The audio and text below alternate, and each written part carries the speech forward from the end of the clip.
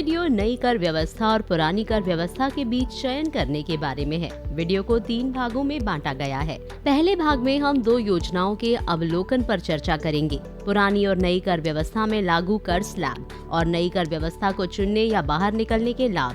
दूसरे वीडियो में हम नई कर व्यवस्था से बाहर निकलने की प्रक्रिया पर चर्चा करेंगे और तीसरे भाग में हम नई कर व्यवस्था पर अक्सर पूछे जाने वाले प्रश्नों पर चर्चा करेंगे।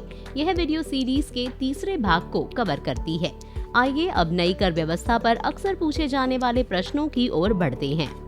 पहला प्रश्न यह है कि मेरी आय व्यावसायिक है और मैंने पिछले वर्षों में नई कर व्यवस्था के विकल्प को चुना है और छोड़ा भी है, तो क्या मैं निर्धारण वर्ष 24-25 के लिए पुरानी कर व्यवस्था में रहूंगा? कृपया ध्यान दें कि व्यवस्थाओं के चयन के संबंध में किसी भी पिछले वर्ष की कोई भी कार्यवाही निर्धारण वर्ष 24-25 से लागू नहीं होगी। यदि आप पुरानी कर व्यवस्था का विकल्प चुनना चाहते हैं तो आपको फॉर्म 10 IEA दोबारा जमा करना होगा। एक और प्रश्न है, क्या कर्मचारी के लिए नियोक्ता को कर व्यवस्था उल्लिखित करना आवश्यक है? कर्मचारी को नियोक्ता को वह कर व्यवस्था निर्दिष्ट करनी होगी जिसे वह चुनना चाहता है। हालांकि आयकर रिटर्न फाइल करते समय कर्मचारी अपनी इच्छा अनुसार और जो भी उनके लिए फायदेमंद हो उस व्यवस्था को बदल सकता है। एक और बहुत महत्वपूर्ण प्रश्न यह है कि कौन हर साल व्यवस्थाओं के बीच स्विच नहीं कर सकता। हम पहले ही चर्चा कर चुके हैं कि कारोबार या व्यवसाय से आय वाले करदाता हर साल आयकर व्यवस्था बदलने के पात्र नहीं हैं। हालांकि यदि आपकी कारोबार या व्यवसाय के अलावा अन्य स्रोतों से आय है तो आप हर साल व्यवस्था बदल सकते हैं। एक अक्सर पूछा जाने वाला प्रश्न यह है कि क्या नई कर व्यवस्था को चुनने के लिए पहले जमा किया गया फॉर्म 10 IE बंद कर दिया गया है? इसका उत्तर यह है कि नई कर व्यवस्था में शामिल होने के लिए पहले उपयोग किए जाने वाले फॉर्म 10 IE को चरणबद्ध तरीके से समाप्त कर दिया गया है। यह वित्तीय वर्ष 22-23 तक उपयोग में था। नई कर व्यवस्था के साथ इसका विच्छेदन गठबंधन डिफॉल्ट व्यवस्था है।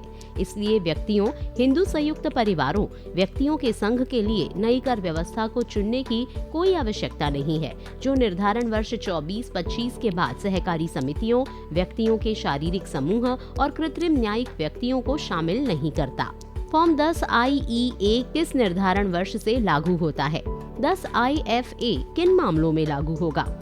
फॉर्म 10 IEA को अधिसूचना संख्या 43/2023 दिनांक 21 जून 2023 द्वारा अधिसूचित किया गया है और निर्धारण वर्ष 24-25 से आगे व्यक्तियों, HUF, सहकारी समितियों या व्यक्तियों के निकाय या कृत्रिम न्यायिक व्यक्तियों के अलावा अन्य व्यक्तियों के संघ के लिए लागू है। फॉर्म 10 IFA को अधिसूचना संख्या 83/2023 तारीख 29 दिसंबर 2023 के तहत अधिसूचित किया गया है और यह सहकारी समितियों के लिए लागू है। यदि वे नई कर व्यवस्था का विकल्प चुनना चाहते हैं तो कर निर्धारण वर्ष 24-25 के बाद के लिए लागू है।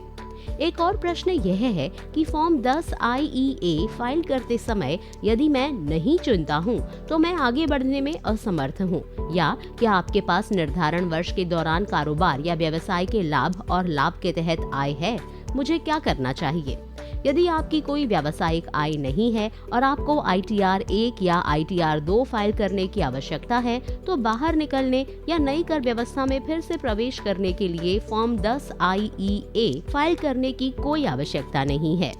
ऐसे मामले में संबंधित आयकर रिटर्न फॉर्म यानी ITR 1 या ITR 2 को धारा 139 उपधारा 1 के तहत निर्दिष्ट नियत तारीख पर या उससे पहले फाइल करते समय विकल्प का उपयोग किया जा सकता है। नई कर व्यवस्था और पुरानी कर व्यवस्था के बीच चयन करना बेहद आसान है।